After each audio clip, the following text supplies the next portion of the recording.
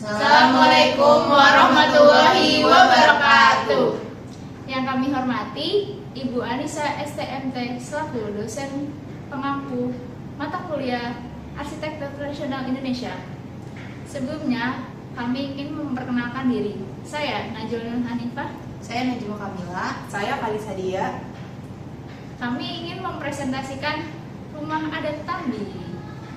Check it out. Sulawesi merupakan salah satu dari keempat kepulauan Sunda besar dan merupakan pulau terbesar ke-11 di dunia. Pulau Sulawesi terletak di sebelah timur Pulau Kalimantan, sebelah barat Kepulauan Maluku, dan sebelah selatan Mindanao dan Kepulauan Sulu Filipina. Sulawesi menjadi pulau terbesar ke-11 di dunia dan meliputi area seluas 180.680 km persegi. Bagian tengah pulau ini bergunung-gunung dengan permukaan kasar sehingga semenanjung di Sulawesi pada dasarnya jauh satu sama lain dan lebih mudah dijangkau melalui laut daripada melalui jalan darat. Iklim di Sulawesi umumnya adalah iklim tropis dengan suhu yang relatif hangat sepanjang tahun. Rata-rata suhu harian berkisar antara 25 derajat Celcius hingga 28 derajat Celcius. Berikut adalah beberapa karakteristik iklim di Sulawesi. 1. Musim hujan dan musim kemarau. Sulawesi memiliki dua musim utama, yaitu musim hujan dan musim kemarau. Musim hujan biasanya berlangsung dari bulan November hingga Maret, sedangkan musim kemarau terjadi sekitar April hingga Oktober. Yang kedua, curah hujan yang tinggi. Curah hujan di Sulawesi bervariasi, tetapi umumnya cukup tinggi. 3. Kelembaban tinggi. Pulau Sulawesi memiliki tingkat kelembaban yang tinggi sepanjang tahun, seringkali berada di atas 80%. Kelembaban ini membuat udara di pulau ini terasa lebih panas dan lembab, terutama pada musim hujan. Keempat, topografi yang beragam. Sulawesi memiliki topografi yang bervariasi, dari pegunungan hingga daerah pesisir, yang memengaruhi pola iklimnya. Kelima, ada angin muson. Sulawesi juga dipengaruhi oleh angin muson yang menyebabkan perbedaan musim hujan dan kemarau. Secara keseluruhan, iklim tropis di Sulawesi mempengaruhi kehidupan sehari-hari, seperti kegiatan pertanian dan pola hidup masyarakat, terutama dalam hal ketahanan pangan dan pemanfaatan sumber daya alam. Menurut Suku-suku yang ada di Sulawesi. Yang pertama, suku Bugis. Yang kedua, suku Makassar. Yang ketiga, suku Toraja. 4. Suku Nganda. Yang kelima, suku Minahasa. Yang keenam, suku Gorontalo. Yang ketujuh, suku Kaili. Dan yang ke-8, suku Tolaki. Dan yang ke-9, suku Buton. Sulawesi juga memiliki berbagai rumah adat yang mencerminkan budaya dan tradisi suku-suku asli di pulau ini. Berikut adalah beberapa rumah adat terkenal di Sulawesi. Yang pertama, Rumah Tongkonan, yaitu berasal dari Toraja, Sulawesi Selatan. Yang kedua, Rumah Bola dan Sawaraja, berasal dari Bugis, Sulawesi Selatan. Yang ketiga, Rumah Kuwaris, berasal dari Makassar, Sulawesi Selatan. 4. Rumah Tambi, yang berasal dari Kaili, Sulawesi Tengah. Yang kelima, Rumah Sawaraja dari Gorontalo, Sulawesi Tengah. Yang keenam, Rumah Walasaji dari Tolaki, Sulawesi Tengah. Yang ketujuh, Rumah Kamali, yang berasal dari Buton, Sulawesi Tenggara. Dan yang terakhir, Rumah Dulohupa, yang berasal dari Minahasa, Sulawesi Utara. Rumah adat Tambi adalah rumah tradisional masyarakat suku Kaili di Sulawesi Tengah, Indonesia. Merupakan rumah panggung berbentuk persegi dengan atap tanah memanjang yang hampir menutupi seluruh dinding. Bangunan ini terbuat dari bahan-bahan alami seperti kayu bolati, batu alam, dan daun rumbia sebagai atap. Struktur rumah ini dirancang untuk menyesuaikan dengan kondisi alam, terutama untuk melindungi penghuni dari cuaca ekstrim dan gempa.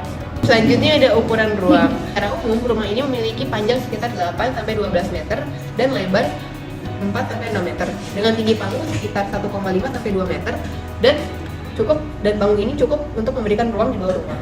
Rumah adat Tambi sebagai rumah tradisional suku Kaili di Sulawesi Tengah memiliki bagian-bagian yang dirancang untuk tujuan tertentu, baik secara fungsional maupun filosofisnya. Pertama itu ada bagian atap, berbentuk celana panjang yang landai dan hampir menyentuh dinding, terbuat dari ijuk atau daun rumbia, dengan fungsi melindungi rumah dari hujan lebat dan terik matahari. Filosofinya, atap yang menjulang melambangkan hubungan manusia dan sang pencipta. Selanjutnya itu ada bagian dinding.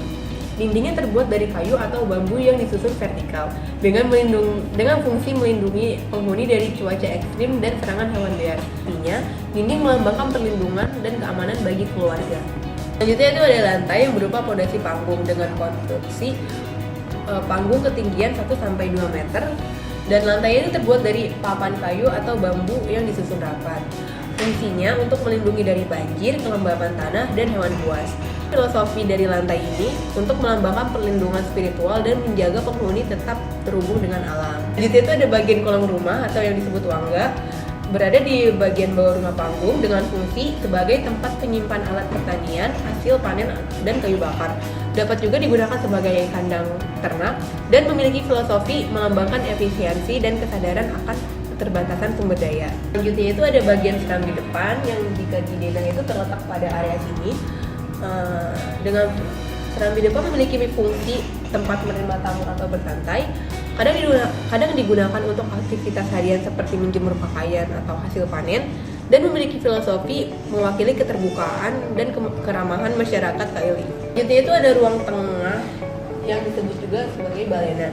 Ruang tengah ini merupakan inti rumah yang luas tanpa banyak sekat, dengan fungsi digunakan sebagai tempat ruang berkumpul, sebagai tempat tidur seluruh anggota keluarga, dan memiliki filosofi melambangkan kebersamaan, kesederhanaan, dan persatuan dalam keluarga. Di sini ada bagian ruang belakang yang disebut area dapur. Sesuai namanya, dapur itu berasal dari kata dapur, sehingga ruang ini berfungsi sebagai dapur. Dapur digunakan untuk aktivitas lain yang memerlukan privasi lebih, dengan filosofi menggambarkan kesederhanaan dalam memenuhi kebutuhan sehari-hari. Itu ada area tangga atau yang disebut balangko, yang merupakan tangga kayu kecil di depan rumah yang menghubungkan lantai panggung dengan tanah. Fungsinya sebagai akses masuk dan keluar rumah, kadang dilengkapi dengan pintu kecil di ujung tangga sebagai pengaman, dan dengan filosofi melambangkan transisi dari dunia luar ke dalam rumah, menunjukkan perlindungan dan adaptasi. Rumah Tambi, rumah adat suku Kaili, Sulawesi Tengah, menunjukkan banyak aspek aklimatisasi terhadap lingkungan alam. Berikut adalah beberapa aspek aklimatisasi yang tercermin dalam desainnya. 1. Bentuk piramida terbalik. Adaptasi terhadap iklim tropis pegunungan. Bentuk atap yang curam dan hampir menyentuh tanah, membantu meminimalkan terpaan angin kencang di daerah pegunungan. Lalu fungsinya juga sebagai pengaliran air hujan. Desain ini memungkinkan air hujan cepat mengalir ke tanah, sehingga melindungi struktur tanah dari kebocoran atau genangan. Kedua, material alami. Kayu dan bambu digunakan sebagai dinding dan struktur utama karena kayu memiliki sifat isolasi termal yang baik, menjaga suhu dalam rumah tetap stabil. Lalu, ijuk dan daun rumbia untuk atap. Bahan ini memberikan perlindungan dari panas matahari dan membuat interior tetap sejuk. 3. Struktur rumah panggung. Perlindungan terhadap kelembapan tanah. Rumah panggung mencegah kelembapan dari tanah yang dapat merusak kayu. Lalu, ventilasi alami. Kolong rumah memberikan sirkulasi udara tambahan yang membantu menjaga suhu rumah tetap nyaman. Keamanan dari binatang liar.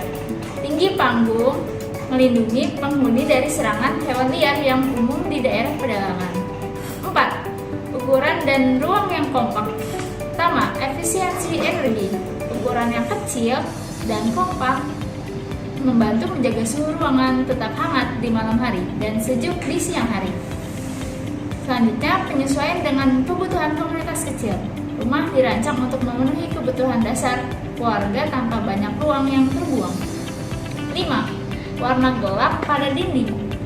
Kayu yang digunakan cenderung dibiarkan berwarna gelap yang menyerap dan menyimpan panas matahari untuk menjaga kehangatan di malam hari, sesuai dengan suhu dingin pegunungan. Penyesuaian lokasi. Rumah Tambi biasanya dibangun di lereng-lereng bukit atau dataran tinggi, menyesuaikan dengan kontur tanah. Hal ini membantu mengurangi risiko longsor atau erosi. Nah, dari itu, desain rumah Tambi mencerminkan bagaimana masyarakat Kaili beradaptasi secara cerdas dengan kondisi alam sekitarnya, seperti iklim tropis, pegunungan, curah hujan tinggi, dan keberadaan binatang liar. Hal ini menunjukkan hubungan harmonis antara manusia dan lingkungan dalam tradisi arsitektur lokal.